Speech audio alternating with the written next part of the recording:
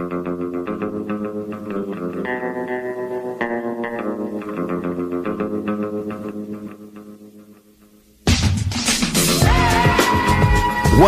Talk 1600. You're catching the drift. Conservative talk. Intelligent conversations on local, state, and national issues with Gary Wellings, chief editor of the Current newspaper and Current Online. Join in the conversation at 734-822-1600. And now, your host, Gary Wellings. And thanks for Tony. How could I even get that out of my mouth? Thanks for tuning in to Catch the Drift. Joining me, and I'm all. It's the crap fest, right? You guys have got me all flu-barred thinking about it. All right, so joining me in studio, Ipsy Ed Bonderenka. There's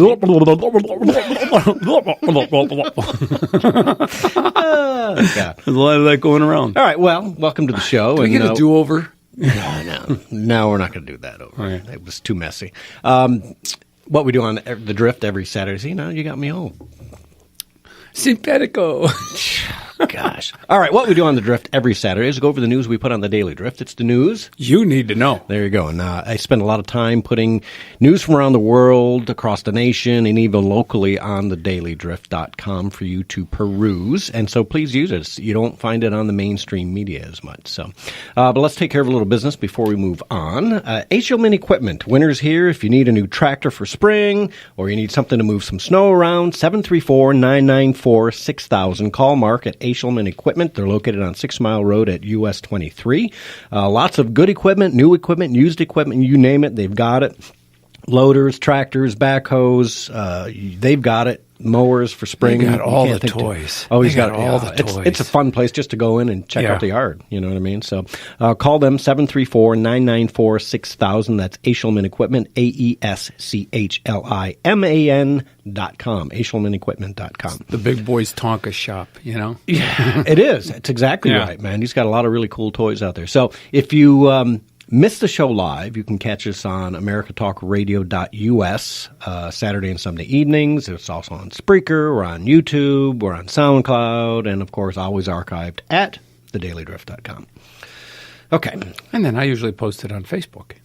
Twitter, So, check us out. We're easy to find. So the big story should have been this week, the immigration talks, and our president trying to be magnanimous and open the door for Democrats and Republicans to kind of work together. And, of course, the Democrats lit us up, right?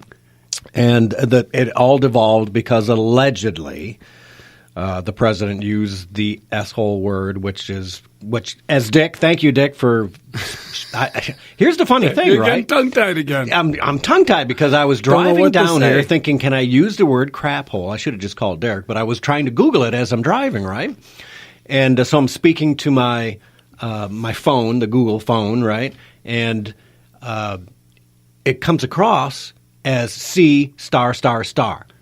Oops, maybe you can't. You can't even Google crap. You know, when I was a kid, roughly when you were a kid probably, you'd get your mouth washed out with soap. If Mom caught me saying crap, that's it. Yeah. Now it's okay to say it on the air. Yeah, like I was telling Rick just a few minutes ago, in a couple of years we'll be saying the other word. I mean, not most of us, but it'll be on mainstream television. We're devolving slowly but surely.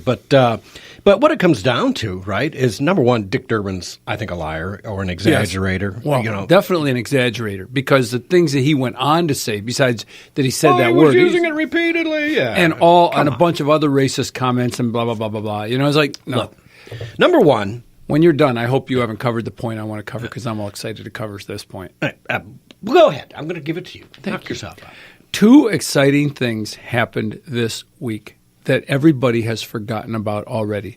The Dow hit another all-time high, and the president had a bipartisan meeting with Senate members, with actually House and Senate members, and it was about immigration, and everybody came away from that saying how presidential he was. He had cameras in there. There's video of it. Everybody even CNN came away saying, wow, that was really something. And then the next day, they couldn't stand for that to be the news. So a closed-door meeting with no recording, he's according to Durbin and some other people who have an agenda are saying that he used that word. And like Dick was saying in the last hour, that word describes a country. That describes a situation that these countries face. It's not saying all the people in there are that word. It's saying that is a situation. I have a compassion child who's grown up now. He's a young adult. He's an accountant in Nairobi. And he just Facebook messaged me and said, hey, President Trump is right. These are asshole countries. Yeah, crap hole countries. Yeah. Yeah, number one, you can't be racist calling a country a crap hole. Because you know what? It's a country. It's not a person. Yeah. It's not a race. There's nothing there. It's nothing racist about it, because I can guarantee you all of those third world countries have mixed populations. There might be a whites, some Arabs, some Asians, some blacks, some mixed breed people. You know what I mean? People are you can't call a country crap hole and say that's a racist statement. Sorry, that's a lie. That's a lie. Yeah. So number one, there is no racism in calling those countries a crap hole. And Yeah. number two, it's just the truth. And I thought about this the other day.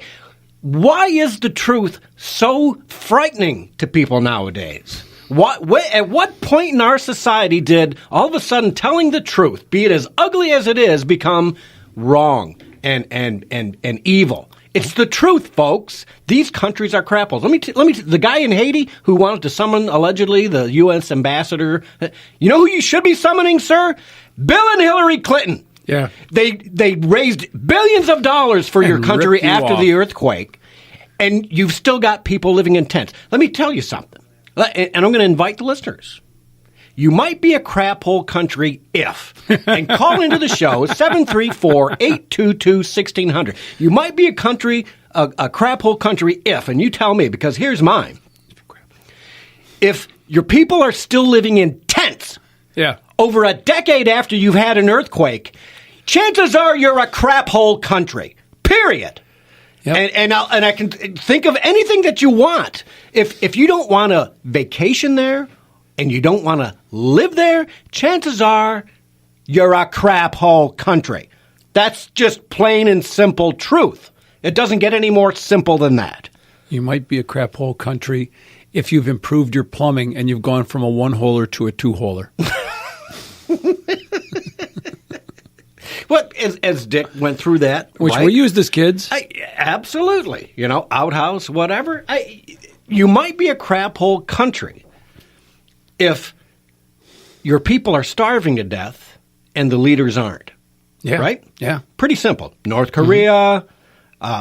You might be a crap hole country if 7 or 8 of your states are now on the travel ban, right, or the travel advisory from the U.S. Department of State. Mexico, hello. That's how bad it is, right? Let's take a call from Ken in Livonia. Ken, welcome to the show. Yeah, I want to say first, what's wrong with speaking the truth? And second, now my preferred word, and it's still accurate, is dung. And those who don't know the word, D-U-N-G. Dung heap. Dung. And there's nothing wrong with what Trump allegedly said. And I also present this point to you, too. Since when should we ever trust anything from a Democrat? If you like your health care plan, you can keep your health care plan. If you like your doctor, you can keep your doctor.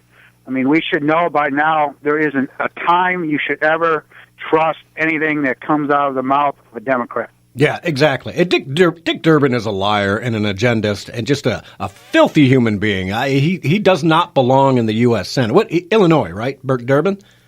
Isn't he senator from Illinois? I think he's Illinois. Well, there you go. Right, a filthy Democrat, lying SOB who doesn't belong in the sanctity and formerly honorary group of senators. Right, but you're exactly right, Ken. Spot on. Anything else? Here's another. Well, the other point that's not being talked about either is now the one thing that's very clear about our immigration policy.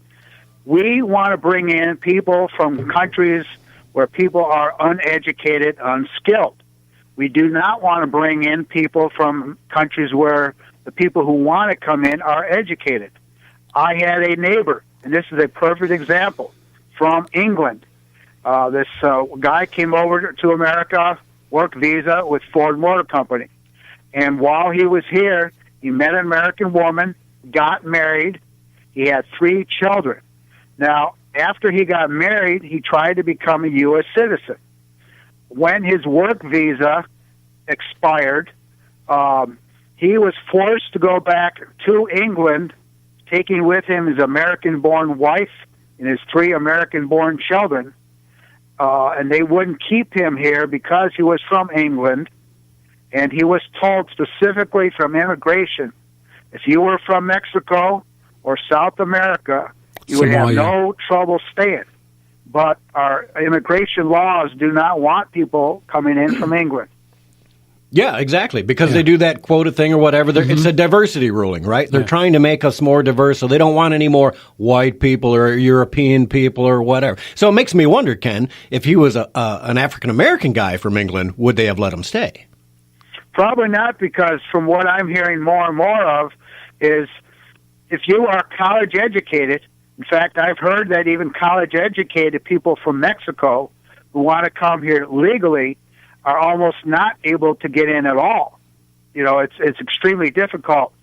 They want people coming in that will be dependent on the government for everything, and people who they hope will vote Democrat. Yeah, I firmly believe that. That's absolute truth. I will say it's kind of a sad thing that Trump used the example of Norway instead of, say, England. You know, because Norway does give this connotation of blonde-haired, blue-eyed. But that's not true. That's not true, because how much of a Muslim population they have? I realize that. It's crazy now. Norway is not white, blonde-haired people anymore. I understand that. You know? Yeah. Well, by the way, but Ken, I take your point. Yeah, but you understand why he said Norway, because he had just had a meeting with the president of Norway. Yes. Okay. And so Norway just happened to be on his mind. Right. Yes. And so he could have said any other country from Europe, and he still would have got the same reaction from the Democrats. And there again, never trust a Democrat. If you like your health care plan, you can keep your health care plan. Yep, exactly. All right, great call, Ken. Thanks for the points. All right, let's take a call from Pastor Rick. Pastor Rick, how are you? Hey, wanted to comment on the president's statement. You know, you could have just walked in, Pastor Rick. We're just where is the fun in that? No, hey, I've been to countries like India and stuff where they actually defecate and urinate out on the streets, and that's it. You walk into these cities and they just reek, and they're literally dung holes. I've been in cities in Italy where the guys take a leak right on the street corner, or Detroit for that matter. Well, no, I haven't seen it in Detroit. So with that being said, I think your last caller made a very strong point. It used to be, if you wanted to move to this country, you had to show that you had a work skill that would be advantageous to this country to move forward. In other words, you had something to offer this country other than a skin color or a last name, ethnic last name. We need in this country, immigrants, absolutely.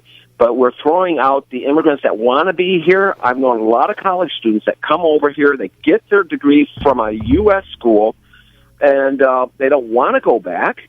They want immigration, and yet they're not given it. So we're taking our educated visa holders and sending them back, and yet bringing in the people to pick the apple trees. Yes, that's exactly right. I think we need to start keeping them over. Let's face it, we